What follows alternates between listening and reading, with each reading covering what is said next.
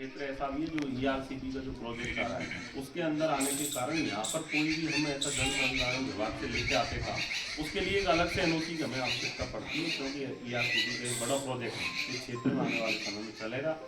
अब आज हम इसके लिए आए, मैं आप सबको इतना विश्वास दिलाता हूँ कि ये लोग ठेकेदार अपना काम करेगा, ये लोग अपनी मॉनिटरिंग करेंगे, लेकिन गांव वाले भी जागरूक रहे अपने काम, ये काम आपका अपना काम है, अपनी निगाह रखें। कोई कमी खामी दिखती है तो एक्सीएन साहब या JN साहब आपसे लगातार रूबरू रही, उनको बताया, हमको बताया। अपनी कोशिश रहे कि काम को अपने को ढंग से करा के अपन ले, कोई भी कमी लेकर लगे तो आपस में मतलब किसी से जद्दोजहद करने की बजाय सक्षम जगह पे बात को रखें, और आप जगह पे बताओगे तो उसका निस्तारण भी हम लोग मिलकर करके उसको अच्छा करवाने का हमारा प्रयास करेंगे। ये आपसे मेरा निवेदन है। दूसरा एक काम वो चल रहा है जो ना निर्माण हो रहा है, ये निर्माण भी लगभग खत्म वाली अवस्था में आ गया, आने वाले समय में इसमें छत डलेगी।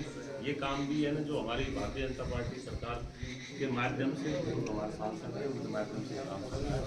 दूसरा काम जिससे चारों तरफ नीम भगवान के चारों तरफ एक 15-20 दिन पहले यहाँ आया था, तब हमारी इनसे काफ़ी सम्मानित कर्मचारियों से वार्तालाप हुई थी।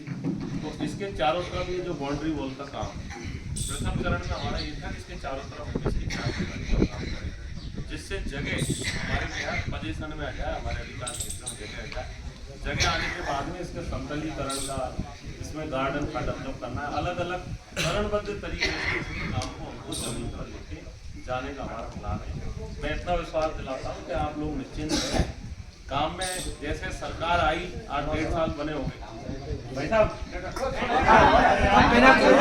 1.5 साल का सरकार का समय ये हो गया, और आप सब बातों को समझ रहे हो कि जब सरकार से काम की स्वीकृति होना और स्वीकृति होने के बाद में उसकी वित्तीय स्वीकृति तक पहुंचने में लगभग 7 महीने 8 महीने का समय चला जाता है। 1.5 साल में ये समय हुआ है। 1.5 साल में एक तो पूर्ण बजट आया था, एक अंतिम बजट शुरू। अंतिम बजट में भी हमको सरकार ने बहुत सपोर्ट किया, इस बजट में बहुत अच्छा दिया। ये 2 बजट में जो काम स्वीकृत हुए वो काम धीरे धीरे अब जमीनी स्तर पर जा रहे हैं। उसी क्रम में पहले बजट का ये रोड था आपका जो चौड़ा गांव से लेकर कलर, ये रोड भी आप देख सकते हो कि अब ये रोड का काम चल रहा है। ये एनीकट का काम आज जमीन पे आ गया। दूसरा काम हमारा सलेमपुर से लेकर प्रवासन का पूरा वो काम था, उसका 28 तारीख को टेंडर खुल के, और मुझे लग रहा है 8-10 जून तक वो काम की जमीन पे उतरने वाला है। तमाम जगह के जो काम है जो पिछले बजट में 2 बजटों में लगभग 2 बजटों के अंदर 500 करोड़ के लगभग आज सरकार ने माननीय मुख्यमंत्री जी ने सपोर्ट रख दिया।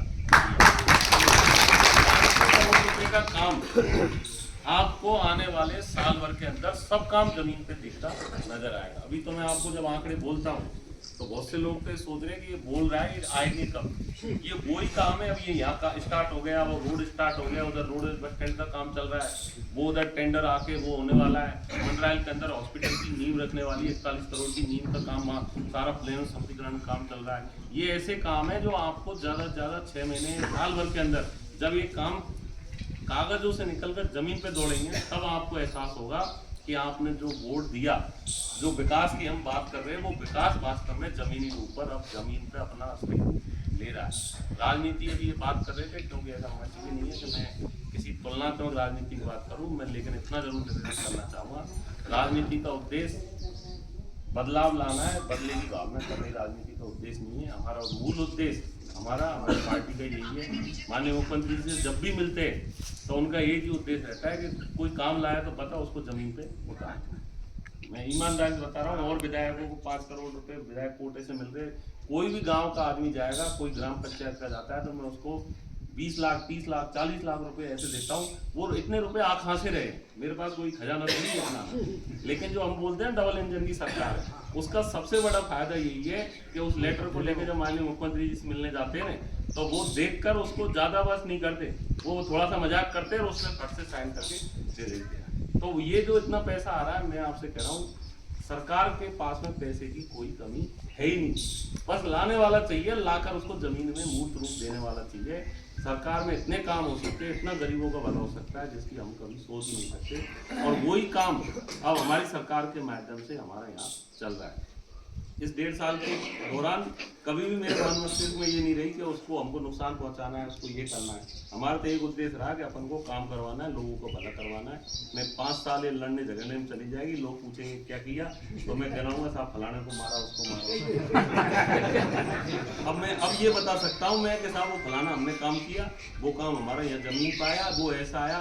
ये वो मुद्दे हैं जो आने वाले समय में आपको नहीं तो आपके पीढ़ियों को निश्चित रूप से बहुत बड़ा फायदा देने वाला। आज मान लो दौलतपुरा से कोई आदमी उतरेगा, टिकुटी के चौराहे पर आएगा और उसको जाना है रेलवे स्टेशन मलाना डूंगा नागपुर टकवाड़ा, तो वो इधर इतना क्यों घूमेगा, सीधा रोड पकड़ेगा, वो डायरेक्ट चौड़ा गाँव जाके निकलेगा।